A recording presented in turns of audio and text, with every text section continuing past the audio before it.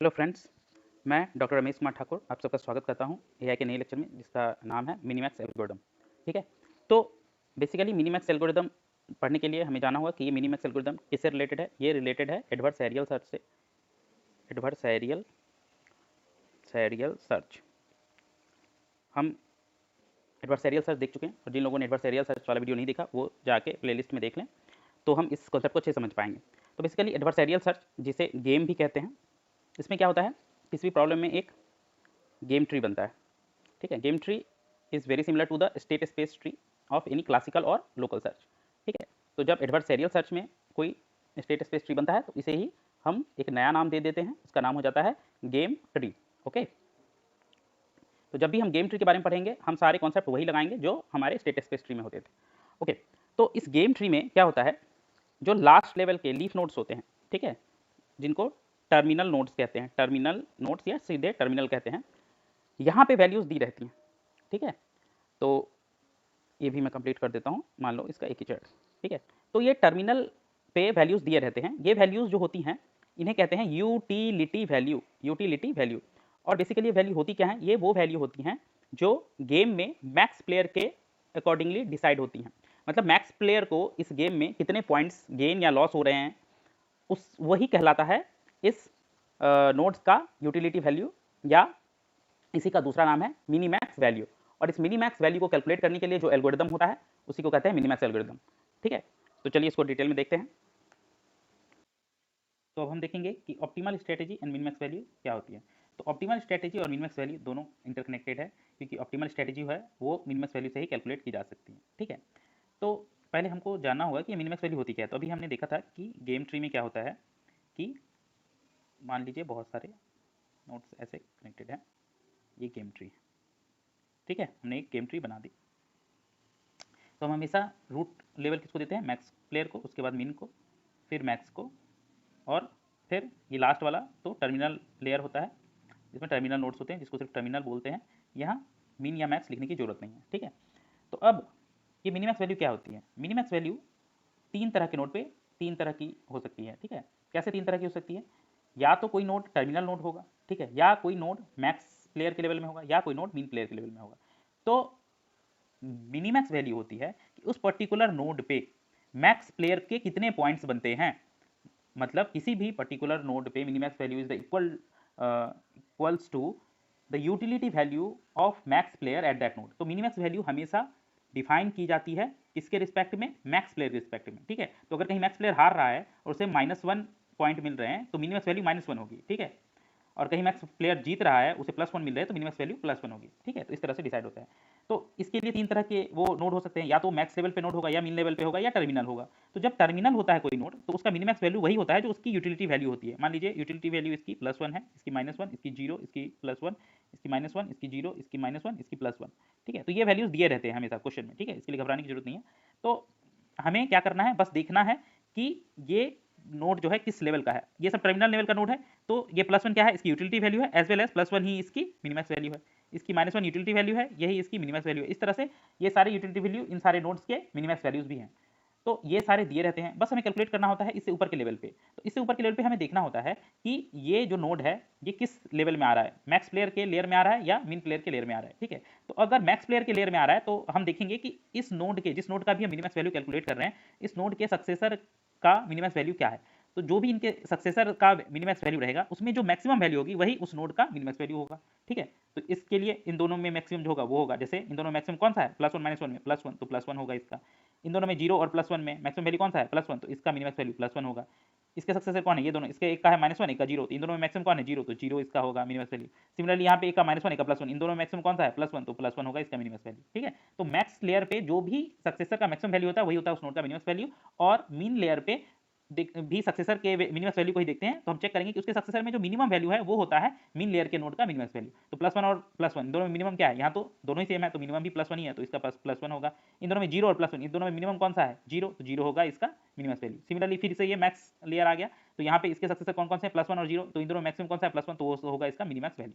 तो minimum value हमेशा decide होती है किसी भी नोड के सक्सेसर नोड से और सक्सेसर नोड के मिनिमम वैल्यू से। तो सक्सेसर नोड का जो मिनिमम वैल्यू होगा वो देखेंगे, और अगर हम करेंटली मैक्स प्लेयर के लेवल का मिनिमम वैल्यू कैलकुलेट करने हैं तो उसके सक्सेसर का मैक्सिमम वैल्यू लेंगे, और अगर मिन लेवल के नोड का मिनिमम वैल्यू कैलकुलेट कर रहे हैं तो उसके सक्सेसर का मिनिमम वैल्यू लेंगे। यही होता है मिनिमम एल्गोरिथम। तो उसको इक्वेशन वाइज टेक्निकली ऐसे डिफाइन किया गया है कि minimum max value is the utility value N if N is a terminal node. अभी हमने देखा था यही यूटिलिटी वैल्यू ही मिनिमम वैल्यू हो जाती है, और it's the maximum of successor minimax value. ठीक है, अगर ये एन जो है मैक्स नोड है, मतलब मैक्स लेयर का नोड मतलब मैक्स नोड, और ये मिनिमम ऑफ इसके सक्सेसर का minimax value if N is a min node, जो भी हमने यहाँ पे समझा है।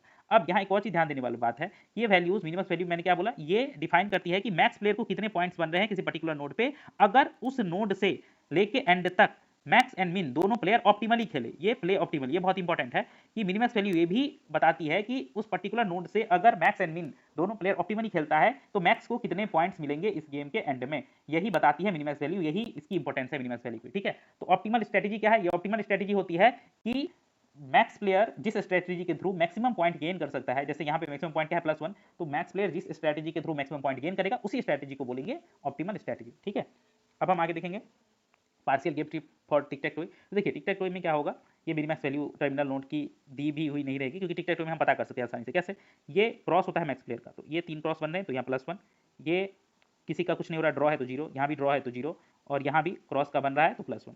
सिमिलरली ये भी एक टर्मिनल नोड है क्योंकि इसका कोई चाइल्ड नहीं है, तो यहाँ मिन प्लेयर का बन रहा है तो मैक्स का -1 हो गया क्योंकि मिन प्लेयर का +1 हो रहा है। यहाँ पे कैलकुलेट करना पड़ेगा सक्सेसर से, यहाँ फिर टर्मिनल है ये, तो मिन प्लेयर का बन रहा है तो मैक्स प्लेयर का -1, यहाँ फिर कैलकुलेट करना पड़ेगा सक्सेसर इससे, यहाँ कैलकुलेट करना पड़ेगा सक्सेसर, यहाँ कैलकुलेट करना पड़ेगा सक्सेसर से। तो मिनिमैक्स वैल्यू अब कैसे कैलकुलेट करेंगे, ये कैसे हमने निकाला टर्मिनल का, पता चल गया ना कि क्रॉस अगर कहीं पे 3 पूरा बन रहा है तो +1, और कहीं 0 3 बन रहा है तो -1। ठीक है, और कहीं ड्रॉ हो रहा है तो 0। ठीक है, इस तरह से टिक टॉक टॉय में करते हैं। अब हम आ जाते हैं मिनिमैक्स एल्गोरिथम की तरफ। इस नोड का मिनिमैक्स वैल्यू कैलकुलेट करना है, तो हम देखेंगे इसके सक्सेसर क्या है, और ये नोड कौन सा नोड है, मैक्स नोड है कि मिन नोड है।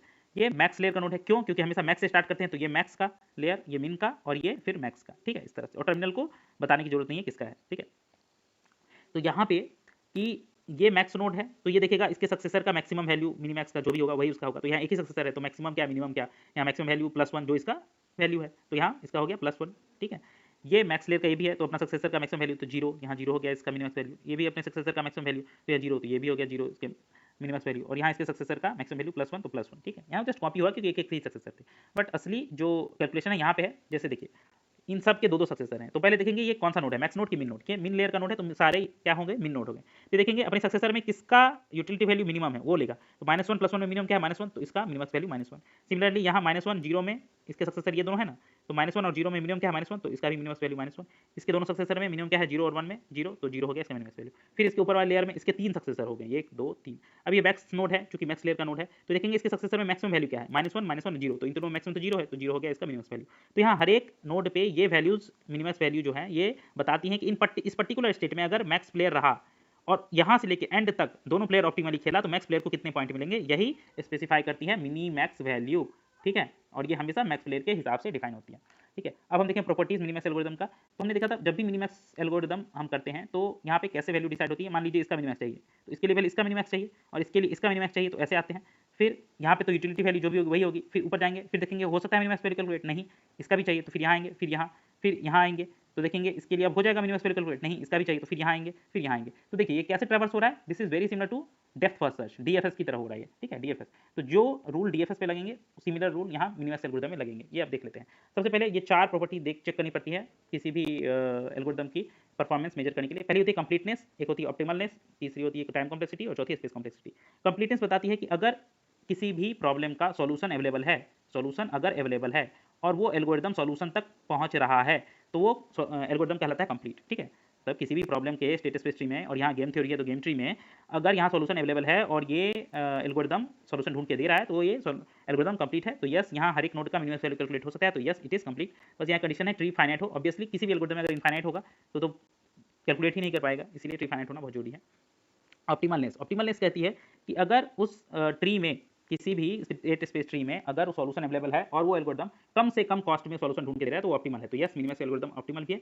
और अब time complexity and space complexity ये दोनों सेम होगी डीएफएस की तरह। तो डीएफएस की टाइम कॉम्प्लेक्सिटी क्या होती थी, big O of B to the power m, तो यही होगी यहाँ भी, और यहाँ space complexity big O of B into m, यही होगी क्योंकि सिमिलर टू डीएफएस अभी हमने देखा डीएफएस की तरह काम करता है।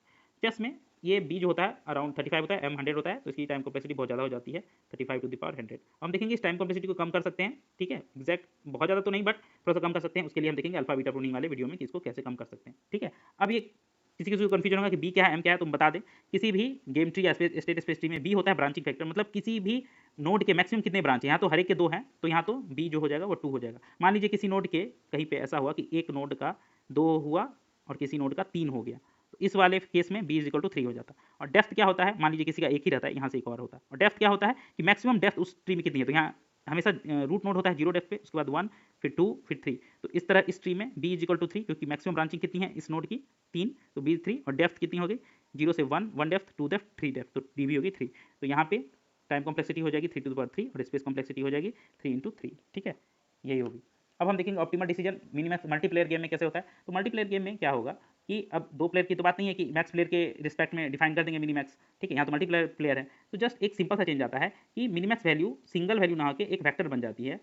वैल्यू ऑफ मान लीजिए 3 प्लेयर खेल रहे हैं तो ए बी सी, तो value of A comma value of B comma value of C, ठीक है। और ये कैसे अपडेट होती है और ये कैसे डिसाइड होती है ये हम देखेंगे नेक्स्ट एग्जाम्पल, ठीक है। तो ये एक वेक्टर हो जाता है मिनिमैक्स वैल्यू। पहले क्या था मिनिमैक्स वैल्यू, एक सिंगल वैल्यू थी जब 2 प्लेयर गेम था, क्योंकि जो मैक्स प्लेयर का पॉइंट होता था वो जस्ट रिवर्स होता था मिन प्लेयर के पॉइंट के, ठीक है, उल्टा, इसका +1 तो इसका -1, इसका -1 तो इसका +1, और जीरो केस में तो सेम सेम ही होगा, ठीक है, जीरो का उल्टा क्या जीरो ही होगा, ठीक है। बट यहाँ पे 3 प्लेयर है मान लीजिए, तो इस तरह से एक वेक्टर बन जाएगा B A B B B C, 3 values होंगी। अभी कैसे डिसाइड होती है यहाँ इस एग्जाम्पल में देख लेते हैं कि मान लीजिए 3 प्लेयर हैं ए बी सी, और ये सारी वैल्यू जो है 1 2 6 4 2 3 ये हर एक नोड पे बताती है कि यहाँ पे ए को कितने पॉइंट मिल रहे हैं, बी को कितने, सी को कितने। तो ए को यहाँ पे जैसे इस नोट की बात करें 4 मिल रहे हैं, बी को 2 पॉइंट, सी को 3 पॉइंट, इस तरह से सारे नोट्स पे डिफाइन है एबीसी के पॉइंट। तो बस हमें इसमें क्या करना है, उसमें मैक्स से स्टार्ट करते हैं, मैक्स मिन हम चलते थे लेयर में। यहाँ पे हर एक नोड को, हर एक प्लेयर को एक एक मूव देना है अल्टरनेटिवली। तो स्टार्ट ए से करते हैं, यहाँ पे ए से, बी से भी कर सकता है, सी से भी, यहाँ ए से क्या है, ए से बी, फिर बी से सी, फिर सी से ए, इस तरह से ए बी सी चलता रहेगा अल्टरनेट, ठीक है। तो बस यहाँ पे मिनीमैक्स एल्गोरिदम में लगाने के लिए हमें क्या करना है, हम जिस किसी नोड के लेवल पे हैं, ये कौन सा नोड है, सी के लेवल का नोड है, तो ये मिनिमैक्स एल्गोरिथम ही लगाएगा, कंपैरिजन ही करेगा अपने सक्सेसर में। बट कैसे कंपेयर करेगा, ये देखेगा इसके सक्सेसर में सी का वैल्यू ज़्यादा कहाँ है, ये हमेशा ज़्यादा पे फोकस करेगा। तो जिसका ज़्यादा है वो वैल्यू ये अपना मिनिमैक्स वैल्यू बना लेगा। ये इसको मतलब ही नहीं है ए का वैल्यू क्या है बी का क्या है, इससे कोई मतलब नहीं, ये सी का वैल्यू देखेगा। तो इसने सी का वैल्यू मैक्सिमम 6 ये वाला था तो ये ले लिया। यहाँ पे दोनों में सी का वैल्यू मैक्सिमम कौन था, यहाँ 1 2, तो यहाँ 2 वाला मैक्सिमम था तो ये ले लिया। इसमें 1 और 2 सी का वैल्यू 2 ये मैक्सिमम है तो ये वैल्यू ले लिया। यहाँ पे 1 और 5 वाला मैक्सिमम था 5 ले लिया। सिमिलरली बी के लेवल पे जब आएंगे तो बी देखेगा कि मेरा वैल्यू कहाँ मैक्सिमम हो रहा है सारे सक्सेसर के ऑप्शंस में। इसको सी और ए के वैल्यू से मतलब नहीं है, तो यहाँ बी 2 है, यहाँ बी 1 है, तो ये 2 वाला ऊपर ले लिया। यहाँ सिमिलरली यहाँ 5 है, बी का वैल्यू 4 है तो 5 वाला ऊपर ले लिया, ठीक है, ये अपना मिनिमम वैल्यू बना लिया। इसको ए सी के वैल्यू से मतलब नहीं है। सिमिलरली ए देखेगा कि जहाँ मेरा मैक्सिमम वैल्यू निकल रहा है वो, तो यहाँ भी ए है, इसके सक्सेसर में यहाँ 1 है, यहाँ भी 1 है, तो इन दोनों में से कोई भी एक ले सकता है, यहाँ पे ये वाला ले लिया, ठीक है।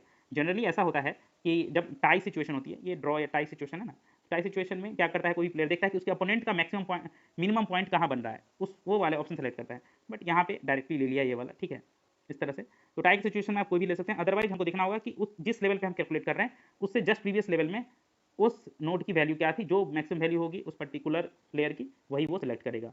यहाँ ए का मैक्सिमम वैल्यू सिलेक्ट होगा, यहाँ बी का, यहाँ सी का, ठीक है, इस तरह से चलेगी मल्टीप्लेयर गेम।